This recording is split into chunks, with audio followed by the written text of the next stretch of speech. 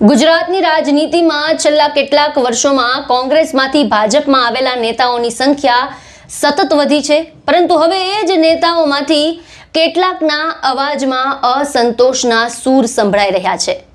ભાજપમાં જોડાયા બાદ અપેક્ષિત સ્થાન ન મળ્યું હોવાનો રોષ હવે જાહેર મંચ સુધી પહોંચ્યો છે। શું ખરેખર કોંગ્રેસમાંથી આવેલા નેતાઓનો ભાજપ પ્રત્યે મોહભંગ થઈ રહ્યો છે? આ મુદ્દે જ વાત કરીશું આ વિડીયોમાં। નમસ્કાર, હું નીલમ ખારેચા, આપ જોઈ રહ્યા છો મહામંથન ડિજિટલ। ગુજરાતની રાજનીતિમાં પક્ષપલટાની પરંપરા કોઈ નવી નથી। ખાસ કરીને કોંગ્રેસમાંથી ભાજપમાં આવેલા નેતાઓએ છેલ્લા કેટલાક વર્ષોમાં રાજ્યની રાજકીય સમીકરણ બદલાવમાં મહત્વની ભૂમિકા ભજવી છે। ઘણા નેતાઓને ભાજપમાં સન્માનજનક સ્થાન પણ મળ્યું, કેટલાક મંત્રીમંડળ સુધી પહોંચ્યા અને સંગઠનમાં જવાબદારીઓ પણ સંભાળી, પરંતુ બીજી તરફ એવા નેતાઓની સંખ્યા પણ ઓછી નથી જેમણે પક્ષ બદલ્યો પણ પછી મોટી અપેક્ષાઓ રાખી હતી અને તેમને મનગમતું સ્થાન નથી મળ્યું। હવે આ અસંતોષ છે તે ધીમે ધીમે જાહેરમાં દેખાવા લાગ્યો છે। તાજેતરમાં વેરાવળમાં યોજાયેલી એક સભામાં ભાજપના ધારાસભ્ય ભગાભાઈ બારડે જાહેરમાં પોતાના કામ ન થતા હોવાનો રોષ છે તે વ્યક્ત કર્યો હતો। તેમના નિવેદનને રાજકીય વર્તુળમાં ભાજપ પ્રત્યેના મોહભંગ તરીકે જોવામાં આવ્યું। પક્ષની અંદર લાંબા સમયથી ચાલી રહેલા અસંતોષને તેમણે ખુલ્લેઆમ વ્યક્ત કર્યો હોવાનું માનવામાં આવે છે। માત્ર ભગાભાઈ બારડ જ નહીં, પરંતુ કોંગ્રેસ છોડીને ભાજપમાં આવેલા અને અગાઉ મંત્રી રહી ચૂકેલા જવાહર ચાવડાએ પણ અનેક પ્રસંગોએ પોતાની વ્યથા વ્યક્ત કરી છે।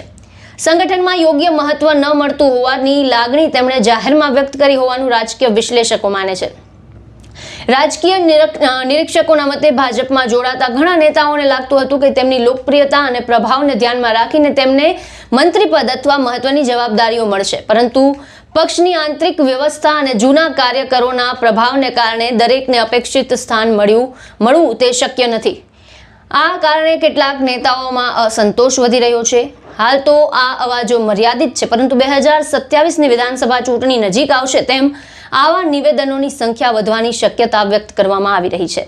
ભાજપ માટે પડકાર એ છે કે કોંગ્રેસમાંથી આવેલા નેતાઓ અને પોતાના જૂના કાર્યકરો વચ્ચે સંતુલન કેવી રીતે જાળવવું। બીજી તરફ કોંગ્રેસ માટે આ પરિસ્થિતિ રાજકીય તક બની શકે છે। જો અસંતોષ વધશે તો કેટલાક નેતાઓ ફરીથી રાજકીય વિકલ્પો શોધે તેવી પણ ચર્ચા રહી છે।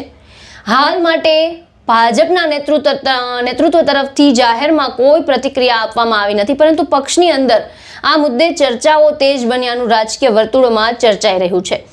તો કોંગ્રેસમાંથી ભાજપમાં આવેલા કેટલાક નેતાઓમાં દેખાતો અસંતોષ માત્ર વ્યક્તિગત નારાજગી છે કે પછી આવનારા સમયમાં રાજ્યની રાજનીતિમાં મોટા ફેરફારોનો સંકેત?